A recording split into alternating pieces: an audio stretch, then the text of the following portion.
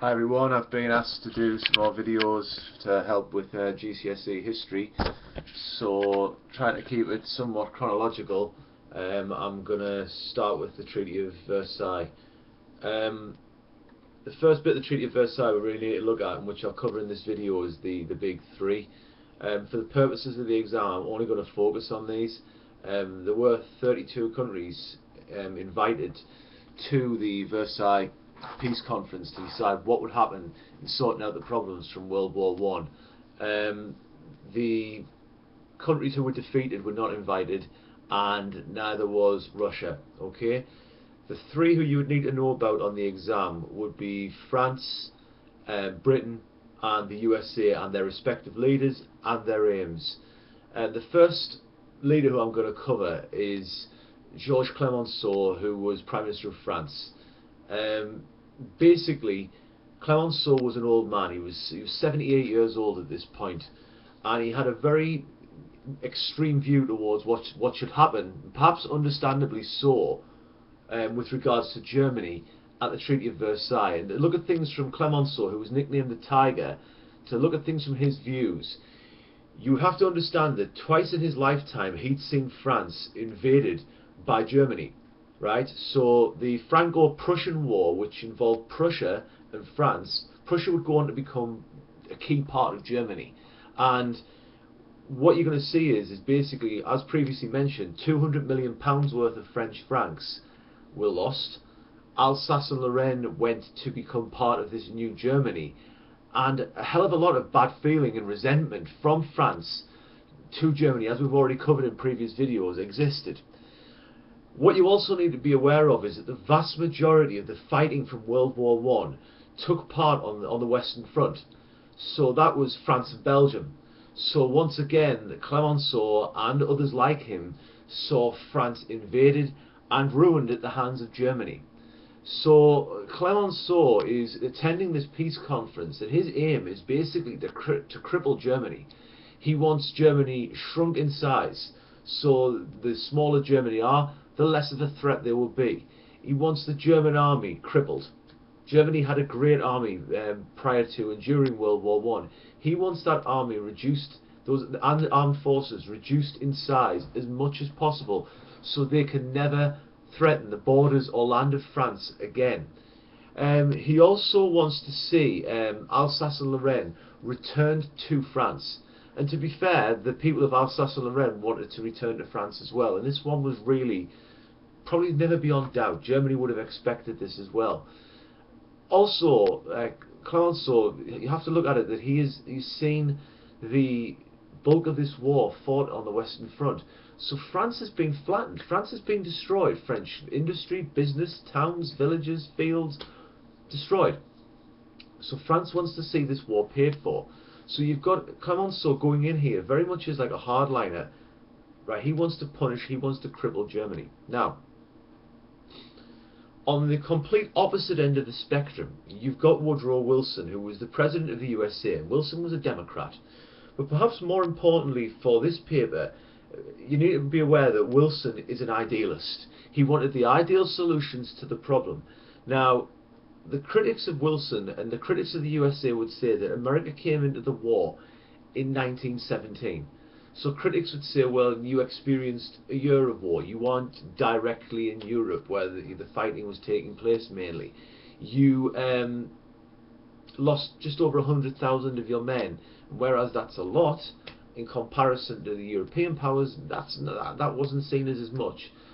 But Wilson was there. He was one of the big three. And he had almost like the opposite views to Georges Clemenceau. He was an idealist, and he wanted to see this scenario which would keep everyone happy, really. Some of Wilson's views, they were put together, and there were 14 points. And this is what the German people actually expected and hoped the peace settlement would look like. So, some examples of Wilson's 14 points which you could be asked. He wanted to see an end of secret treaties, an end of secret agreements, which, to be honest, if you look into that, that means the alliance systems. The alliance systems have been secret. They've caused a hell of a lot of tension leading up to World War One. He doesn't want to see these anymore. No secret agreements, no secret alliances. He also is very much for freedom of the seas, so this will encourage cooperation between nations, encourage trade and the like. Britain might not be too happy about this. Think of the British Empire and the threat this might put on Britain. He also wants to see the removal of customs duties, so taxes.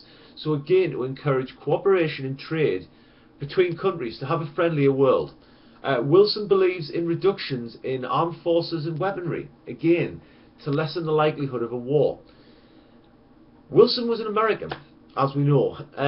He also wants the future of colonies to be decided fairly in his 14 points. Now this is important because America itself had previously been a colony to Britain, and the American view tended to be that they didn't like the idea of empire. They didn't like the idea of colonies being ruled by an empire.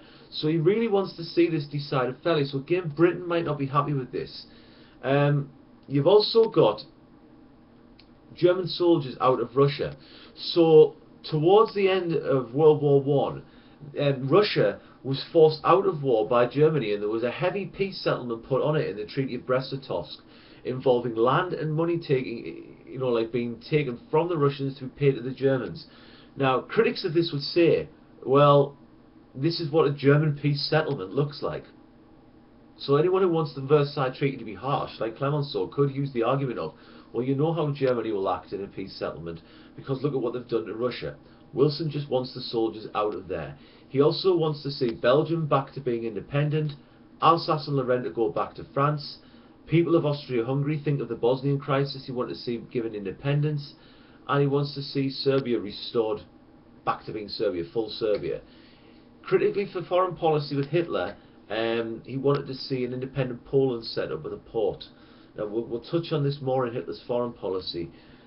The key one, which Wilson was willing to pretty much sacrifice everything else for, was membership of the League of Nations. He wanted this international police force which would sort out world problems, which would sort out and stop another war ever happening again. And he wanted Britain's signature on this, and he wanted France's signature on this.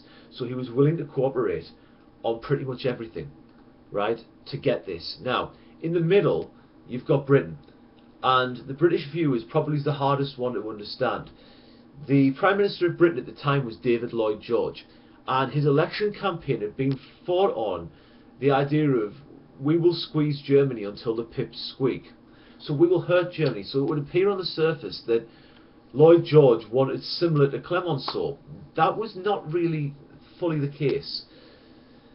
Basically the election and Britain itself, as you can possibly understand, was a lot of anti-German sentiment existing after the war. The people wanted revenge on Germany, they wanted Germany to pay for the war, they wanted Germany to be hammered because of what had happened to their sons, fathers, brothers, boyfriends, husbands and the like. So there was a lot of ill feeling within Britain towards Germany. And the campaign, there had been talk of, Lloyd George will squeeze Germany until the pips squeak. However, he didn't share this view. So Lloyd George is in a very strange position, because he's going to go along with the peace settlement, and he's been elected to do a job, right? But at the same point in time, he is very conscious that Germany shouldn't be put in a position where they are weakened like France wanted them to be, because this could turn Germany towards communism. On top of that, Germany was seen as a valuable trade partner for Britain and the like. Well, this would, if you cripple them economically, if you take their money away, this removes that as well. Lloyd George also would have had great interest in protecting the British Empire and protecting the freedom of the seas. So that was the big three. So thanks for watching. Next video I'll do, you're going to see on the League of Nations, and you will also see one coming up on the Treaty of Versailles and what it decided. So 2 new videos coming up soon.